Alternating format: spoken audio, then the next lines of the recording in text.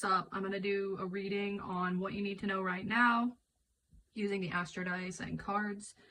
My intention is that it's just gonna be like quick, efficient information. First, we're gonna look at your current vibe, and then we're gonna look at try to get the situation with these cards, and then like a little bit about like the topic and the area of life, and then we're gonna go into what you need to know right now. So if you would like to pick a pile, we've got pile 1, the goat, pile 2, the camel, pile 3, the jellyfish.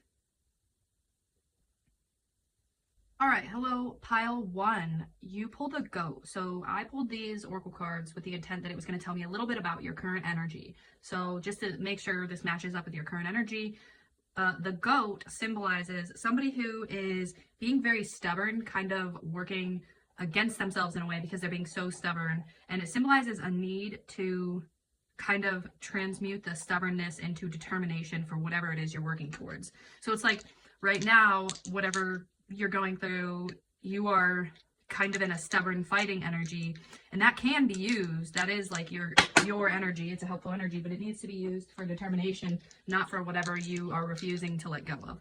So I'm going to use the Astro Dice to get a little more information about your situation. Wow, that one fell on the floor. Okay. I don't know if I should do it again. It landed on 7. Okay, no. Yeah. 7 was right. Looking at these other ones. So you've got, just to clarify, I'm not using these Astro Dice to say anything about your sign or anyone else's sign. I don't like to use them that way, but we got Venus in Gemini in the 7th house. Oh, baby. So this is having to do with something related to relationships. The fact that we have the twins, the fact that we have Venus, and the fact that we have the 7th house. These are, to me, all strong indicators that this is having to do with specifically a relationship between you and somebody else. And in this case, you are being very stubborn about the relationship. So just for this part, I'm going to go ahead and get some tarot cards on any further clarity of this situation. Wow. Like what are they being stubborn about? That's what I want to know. I'm using these cards that they're real rough because I buried them in the ground in a like freaky spiritual manic episode, and like wanted them to be like charged by the earth, but that was just a stupid idea. But I still think it's really cool, and I feel like they're very magical. And then it rained, and then I literally laid them all out and like separately and let them dry and then put them under books, dude. So I feel like they're like, it took me like 48 hours to get them back to even something close to normal. So I feel like they're like extra magic, but they are very beat up. Anyway, I want to know more about your situation and what you're being stubborn about. Tell me more about your situation and what you're being stubborn about. Tell me more about their situation and what they're being stubborn about.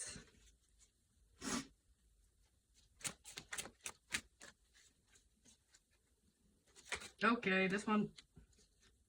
1, 2, 3, 4. I don't know Roman numerals, so when it gives me no Roman numerals, I have to count. So we got, 1, 2, 3, 4, 5, 6, 7, 8 of cups in reverse. All right, like, so I'm thinking that, interesting with the goat. I'm thinking that you might be in a relationship that you actually know you would be better if you left, but you're refusing to leave. And then this guy comes out, 7 of Pentacles, and it came out sideways. So I think that what it is that this kind of what I was getting, and then the 7 of Pentacles came out sideways, is that like, you would be better off if you left a certain relationship. And I mean, it doesn't have to be romantic, although I am going to say with the 7, the 7th house and the Venus, I'm going to say it is more than likely romantic. But if it's not, it's definitely a one-on-one relationship. And you are definitely like trying to make it work when you know that it's not working. And I feel as though the reason that you're trying to make it work is because you feel like you've invested a lot of energy, time, possibly finances, possibly money into the situation. I am somebody who is divorced, so I definitely know what it's like when you have like, essentially everything you've worked towards is in a relationship. You've built up, like, you have finances tied together, you have like plans together, you have all this stuff, and then you have to just start over. I definitely know that is very, very, very difficult to deal with.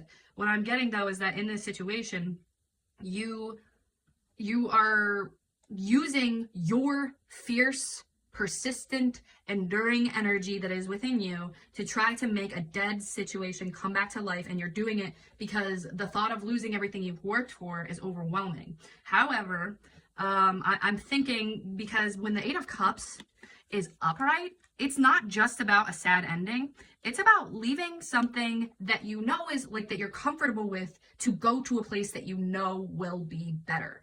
So the Eight of Cups isn't just, ooh, sad ending. It is walking away from a place that's already comfortable to know that you're going to a place that's better. So you getting it in the reverse signifies to me that you know the other place will inevitably be more comfortable. You are just using all of your energy to try to make this situation work. Like, you're refusing to let go because you don't want to let go of everything you've already poured into the situation. Now, what I want to know about this, if this is resonating, you know, I'm trying to think if I even need this, because this just came out so clear.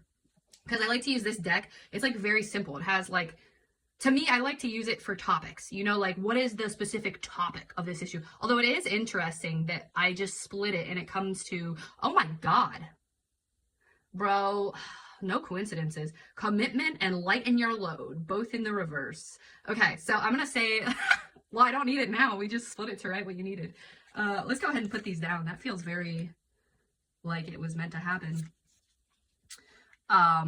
So, you know, I need a bigger space. Let me just readjust a little bit. Put these astro dice over here. No, go back to where you were, because that's very cool. Venus, Gemini, 7th house. Now this goat can come up here, and we're going to put these two underneath of it. And when a card comes out sideways, I usually like to keep it sideways, because to me that signifies it could go one of two ways, and in this case, it's very interesting, like, to interpret that. Like, when a card comes out sideways, my brain goes, it's not reverse and it's not upright, because right now you're still in a position where it could go either way. So if you are worried about all of the effort you have put into this relationship that you're in, and you're worried about losing essentially all of the investment that you've put into this relationship, what I would say is that it could go either way. It's up to you. But you ultimately know, like, and what I want to say, what comes to mind is the longer that you use all of your energy, your determination to cling to a situation that is giving you nothing in return, the more of your investment you actually do waste. Okay, the fact that we got commitment and lighten your load both, like, I split it open to that to show you guys about it's crazy. That's crazy. So I'm thinking that what you need to know is that you actually will, if you leave this situation, you actually will have a lot more energy. Listen, I'm not trying to be misandrist here, but I will say that oftentimes the way that biological women and biological men are socialized, biological women are often socialized. So if you were socialized as a girl, often we're socialized, and this isn't true in all cases. You could also just be like a feminine energy, and you could not resonate with, you know, man, woman, or anything. But biological women are often socialized in a lot of cultures to essentially take care of men, whether that be romantic or not. It's common these days for biological women to be socialized to take care of men. And I personally have heard from a lot of women and biological women, you know, not necessarily all people, because some people are socialized as women and then they choose a different identity, and that's a whole different, you know, that's a whole different story. Regardless, though, if you're socialized as a woman, oftentimes it is programmed into you to take care of men. And this is a huge burden. This can also be, you know, a man or a non-binary person tapped deeply into their feminine. But regardless, it's an energy of you are giving a lot of your energy away to a relationship that is not giving a lot back to you. And you're worried about losing this investment. But essentially, the quicker you get away, the more of your own energy, your own determination, your own investment you're going to get back. So it's in your best interest to cut it, to leave.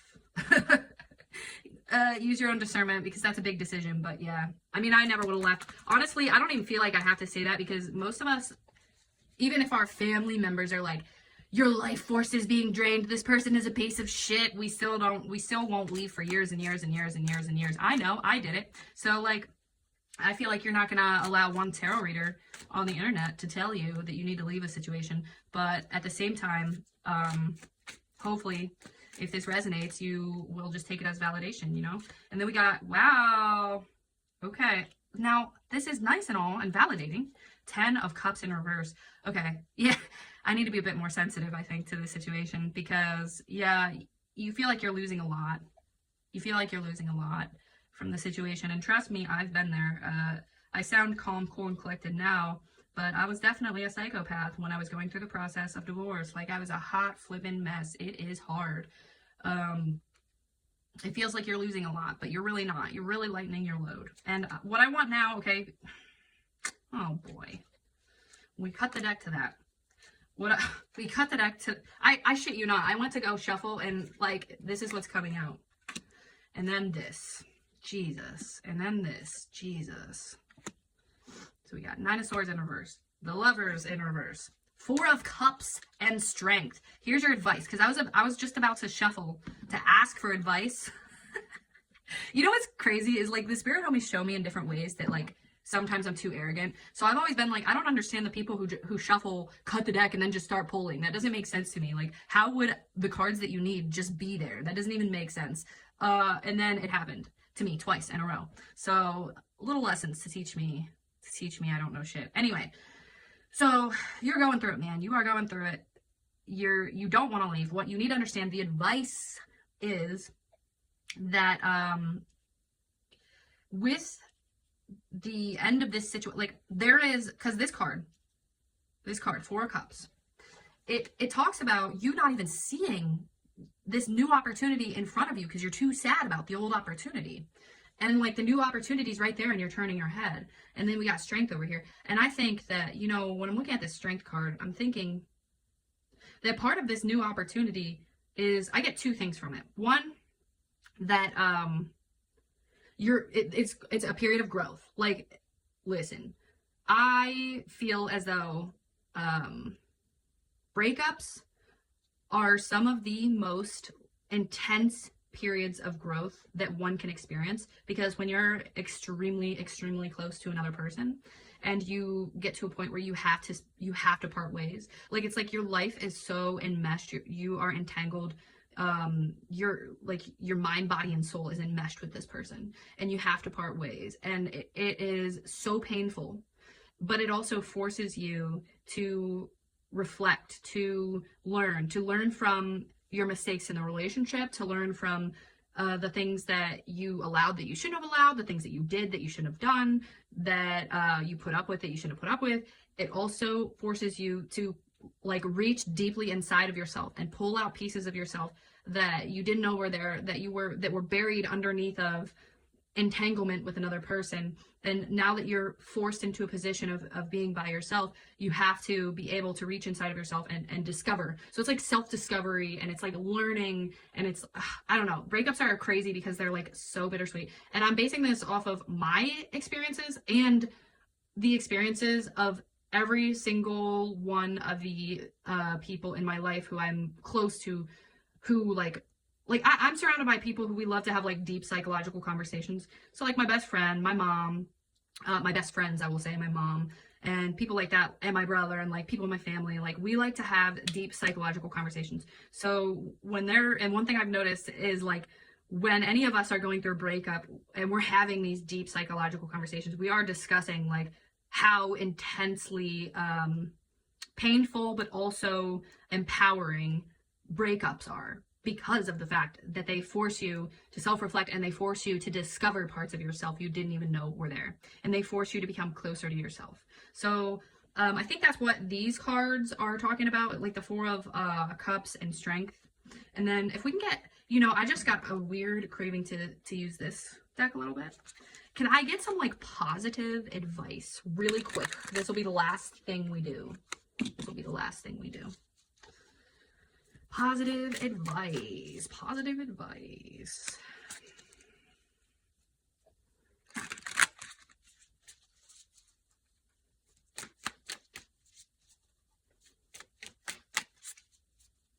Positive advice. Oh, wow, interesting. The Swamp in reverse, and then this one stood out to me. The Otters, the Otters, the Otters.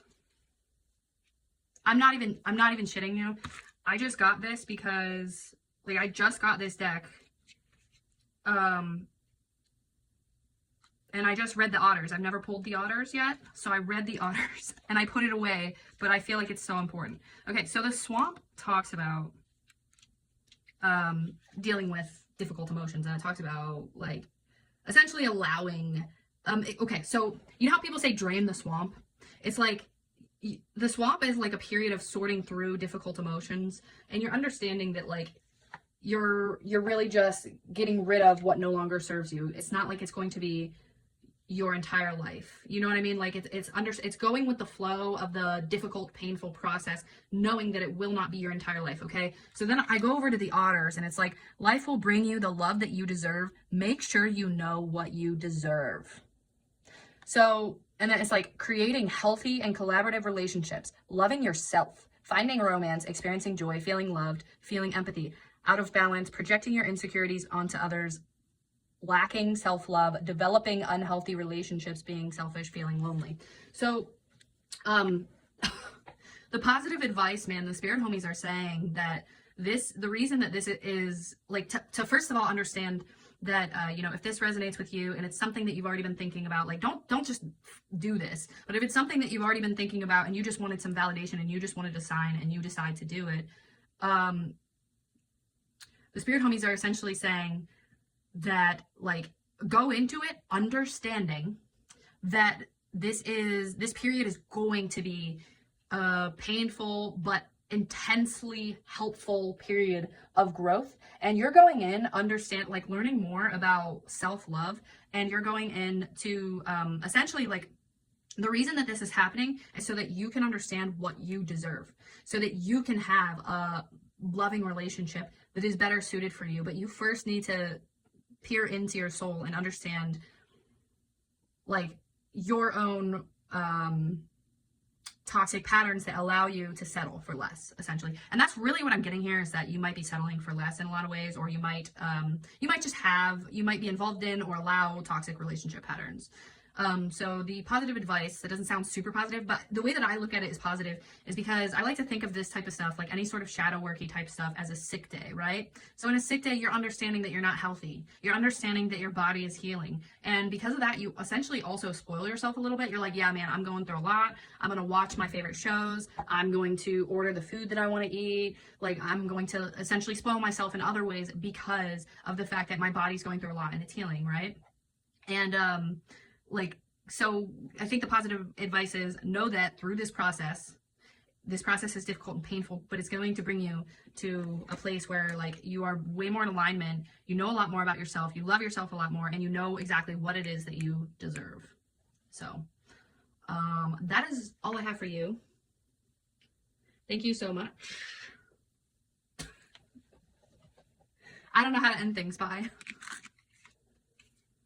All right, hello pile 2. You got the camel. And so the way that I intended for this to go is that essentially the Oracle of Pluto deck would be talking about giving a little bit about your vibe, and then I'm going to, like, roll the astro dice to give a little bit more about your vibe. I'm not going to use the astro dice to guess any sort of astrological placements. I don't really like to use them in that way for stuff like this, but I am going to use them to give me some vibes about your situation and about you. Okay, so the camel talks about the hero's journey. It talks about somebody who's, like, going through a lot of trials and tribulations, but essentially at the end of the day, these trials and tribulations will be worth it. It's very possible that you are going through a lot of just little battles, essentially. And it's like, maybe you feel like you're having a lot of losses, but it's like that saying, like, you may have lost the battle, but you didn't lose the war, or whatever the fuck, however you say it. Oh my God. Sorry, my astro dice keeps falling. I probably shouldn't have just picked them right back up. Anyway, so you might be going through, the way that I'm feeling it right now is that you're having a lot of situations that are just like, oh my God, nagging situations, like just little situations that are draining, that are difficult. But each of these situations are not just meant to be like a draining, difficult situation. They're meant to make you a little bit stronger in different areas.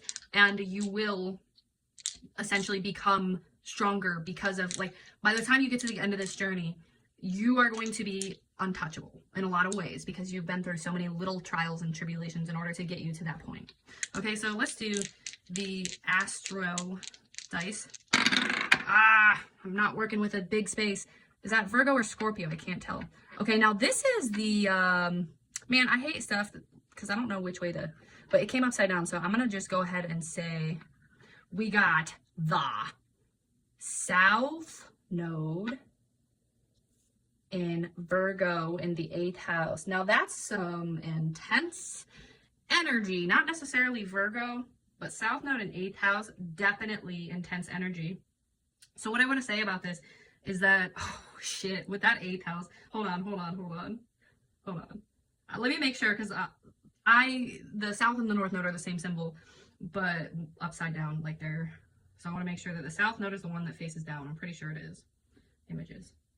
Yep, it is. So essentially you're being forced out of your comfort zone. The South Node is representative of the comfort zone. And with this 8th house, it's probably is an intense period. Oh, I feel as though, like when I'm looking at this, what I'm going with the Virgo, with the comfort zone and with the intensity of the 8th house, I'm feeling as though you're working on something practical. It's not like you're working on, what it feels to me is that like, you might not necessarily be working on something that's like a lot of people come to these readings and they're wanting to know about like their spiritual evolution, and it could be your spiritual evolution, but what I want to say is like it could be something like material, something practical, something crafty, like you're really honing something. Okay, let me see though. I want to get a little more about this just to like clarify.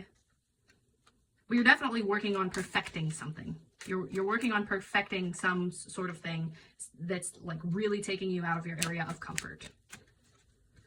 Whew. A little bit more about this, please. Okay. Well, that's interesting. So it could be it could have to do with emotional well-being. And I guess that would make sense because you know the 8th house it has like heavy transformation vibes, but it also has like it's like sex, death, intimacy, spirituality, like all these things that are like transformation vibes. So I mean, you could very well be perfecting. Oh, no. All right. Let me just get this clarified. I feel like I'm being corrected right here. Yeah, they're like, no, I don't even need to. They're like, bitch, do you not remember how astrology works? So in astrology, if your South Node were to be in Virgo, that would mean that your comfort zone would be like perfectionism, practical things. Like your comfort zone would be hard work and practicality. So it's quite possible that what you're learning is flow. Like what you're learning right now, the trials and tribulation you're going through are related to flow. But let me go ahead and just get one of these to be so specific. Yeah, like it might be comfortable, like the physical realm, the material realm, the like hard work and following, like playing by the rules might be interesting. Yeah, like playing by the rules might be kind of what you're used to. Look, because that seems important. Let's move this up. Do a little bit of readjusting.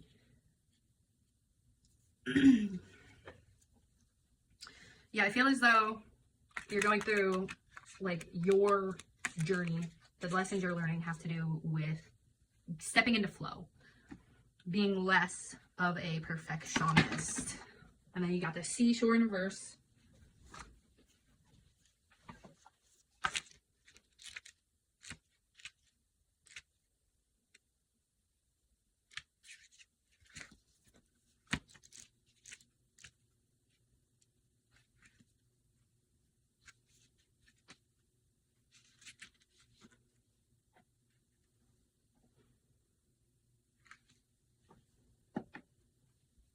All right, yeah, so this is a confirmation to me, definitely, especially with the whoa, hidden card. You got the Moorland upright. It was just hiding there. Anyway, because we got two watery things, right? Lots of flow vibes, and this does actually talk about releasing control. I feel like you're going through a lot of trials and tribulations related to, like, you have a very specific way you want things to turn out, and every time you have an attachment to things turning out in a very specific way, you lose that thing. That thing is going, no, bye-bye, not yours anymore. So essentially what you're learning is kind of to surrender to the flow of things, not the way you things should go, but the way that you feel. And one thing that I began practicing about a year ago, because there's also something with emotions, and then I'll get to this Moorland, but there's also something here with tapping into your emotions and how things feel. It's possible that you might be a little bit of an energy sensor. So if you want to try this, I used to operate in a way that I was like trying to go based off of what logically made sense to me 24/7, and I was also very attached to the way I, like, what makes the most sense, and working hard and doing things the right way in order to get whatever I wanted. And I had to learn that cannot work. Like, it's too controlling, it lacks a lot. And what I started practicing this thing like a year ago, where I literally tune in. Like, I did it for probably like a week straight, where before I did anything, and this was a week when I didn't really have to work a lot, so I was able to do this.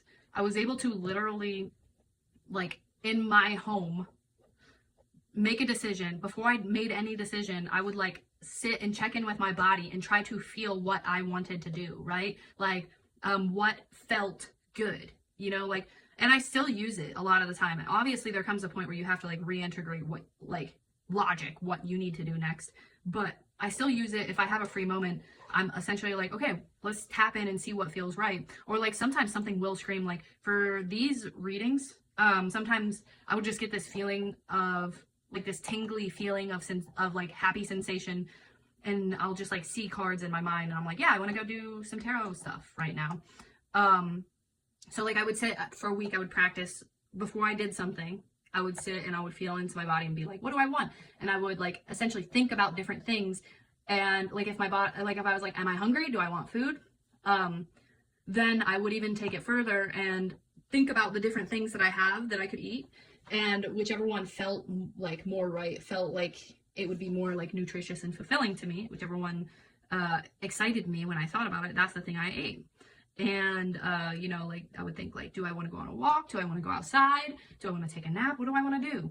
Do I want to, you know, color? Like what do I want to do? And I would just like tap into my body and see how that felt. So that could be something that could be useful for you. But the moral of this story is to say that whatever it is, you're going through trials and tribulations about like tapping into the flow and tapping into your own feelings, and how following that flow will take you to where you want to go. But you're probably having a lot of situations where you're like, the more you cling, the more you don't get what you want.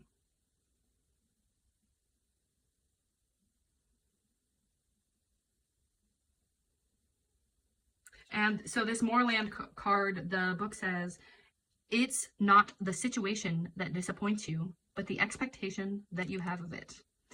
Imbalance is accepting the outcome, breaking from expectations, pursuing freedom.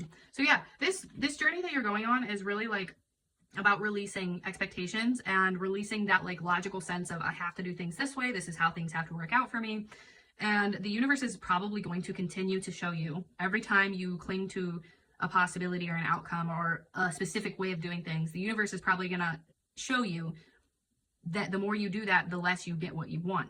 Now, if you just start to follow the flow and tune in to like where it is that you intuitively want to go and what feels right to you, the more you're going to actually be led in the right direction by like the current of your own life. Okay. So yeah, I feel like that's pretty much it. That's like the message. The message came out super quick. So I'm going to stop it there. Thanks so much. Bye. Hello, pile 3. If you chose the jellyfish, this one's for you. And right off the bat, I do want to say, are you from pile 2? Because if you're not, essentially, it's really weird because the jellyfish is telling you the advice that pile 2 got, which is, so the jellyfish is about needing to release control and go with the flow, and how you will actually achieve a lot more if you just surrender to the flow of things. We'll get more into it, but it's possible, like, maybe this reading is going to tell you that you're too in flow and that you need to structure yourself up a little more, because these cards, they are meant to be like shadow work cards, but they're meant to be able to go either way. So like, either you could be too in flow or not in flow enough. We'll find out. But if you're not in flow enough, maybe this is just a continuation for pile 2, and maybe you should go check out pile 2. It was very simple and efficient and to the point. But anyway, I'm going to use the Astro Dice to give me a little bit more about your current vibe, what's going on, anything I need to know. And just to let you know, the way that I use the Astro Dice, I'm not going to be guessing your zodiac sign or anything like that. I don't really like to use them that way. I'm more just going to interpret what your situation is based off of what I know about these astrological archetypes, okay? So, this keeps happening. My space isn't big enough. Where'd you go, little guy? Come on, dice. Here it is. Now, I feel like I'm gonna have to redo this. No, I'm not. Okay, so we got Jupiter, Sagittarius, and first house. Okay, lucky, lucky, lucky. That's what I'm getting from this. Is that, like, it is quite possible that, listen, if this is a continuation for pile 2 and you already watched pile 2 and now you're watching pile 3, then the message is clear that the more you tap into, like, flow, the more lucky you will become. You are meant to follow, just go with the fucking flow and follow your heart, your whims, your whatever feels right at that time. We got, oh my god, the castle. That's wild. That's wild. Yeah. Like, can I know, like, what's the thing? What do they need to know? Like, what does this person need to know? I feel like it is saying, like, do we have advice? Because all it's saying is, like, go with the flow. Luck. Castle. First house. Like, there's something here with, like, expansion in a way that is, like, and listen, I am definitely not one of those people that's just going to tell you you're going to be rich and famous and the love of your life is going to find you and all this other crap. Like, I don't care. Spirit is, when I play with the cards, Spirit doesn't play games. The hard truth comes out. And I don't mind saying it. But this feels very much, let's see. One, I don't know Roman numerals is the problem, so now I have to sit here and count the pentacles. 1, 2, 3, 4, 5, 6, 7, 8, 9 of pentacles in reverse. See, that is a little bit counterintuitive, I would say. Or, yeah, 9. Something else, please. There could be something here, though, with the fact that it's pentacles. What the fuck? Playing games? There are games being played right now in my cards. There are games being played in my cards. Like, how are you gonna go have this and then this? That's what I want to know. Please. Inquiring minds would like to know. Now this came out, but...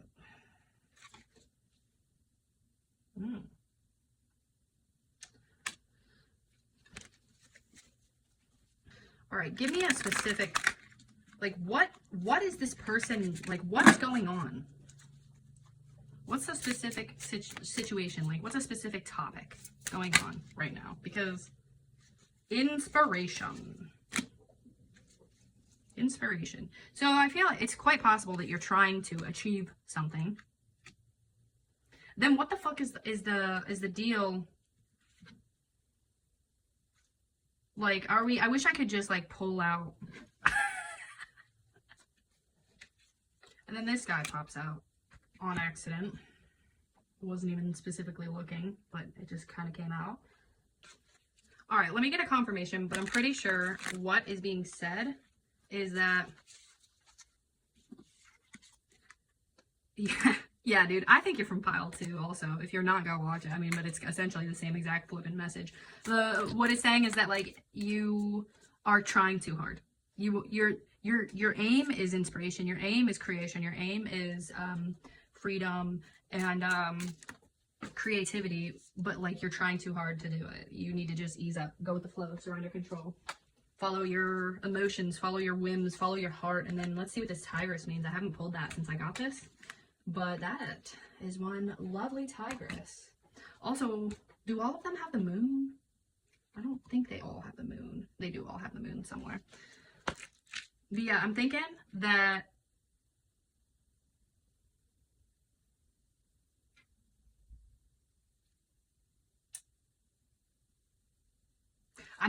you're just being called to release control and go with the flow a little more, and that is what's going to bring you inspiration. That is what is going to get you where you want to go, is just by like leading more with intuition and less with this like heavy mental logical energy. And so this tigress talks a little bit about opening your heart. It says extend your heart to the world around you. Imbalance, being kind, being generous, helping others, having strong boundaries. Out of balance, giving more than you can, lacking boundaries, feeling drained, being inconsiderate. So I feel as though this is probably just a little bit of specific advice, that one thing that can help you get in touch with your own flow is to connect with others, and to connect with others in such a way that you're not, you're kind of learning the difference between where you start, where you end and they begin. Like you are learning, you're learning to connect with others in a balanced way where you're considering both parties, yourself and them, equally. So, but what I get intuitively from this tigress card is like opening your heart. Like really, like I feel as though, first of all, I really feel like you might be from pile 2. But second of all, I feel like you might be having like a heart awakening where you are learning to connect with your intuitive and emotional side. And you're learning to go with the flow. You're learning to go with your intuition. You're opening your heart to those around you. And that is the thing that's going to lead you to success. So I didn't really explain this. This is the last thing I'm going to say. Actually, I'll say right now that the energy you're currently in, you're trying really hard, you're overanalyzing, you're thinking too much, you're trying to do things the logical way and the practical way, but you're being called to do things in a more open, intuitive, and emotional way, going with the flow, etc., opening your heart to others, opening your heart to yourself. And what it's saying is that this is going to be the thing that brings you creativity, that brings you success, that brings you the things that you want. Especially with a Jupiter, with the Sagittarius, and with the first house. It seems like you've got a goal. And the way that you achieve that goal is by foregoing overanalyzing logic, things that seem to be the correct way, and tapping into your own self, your own heart, your emotions, and your intuition. That's what's going to bring you inspiration, creation, success, freedom, etc. Okay, so that's about all I have. Thank you so much. See you later.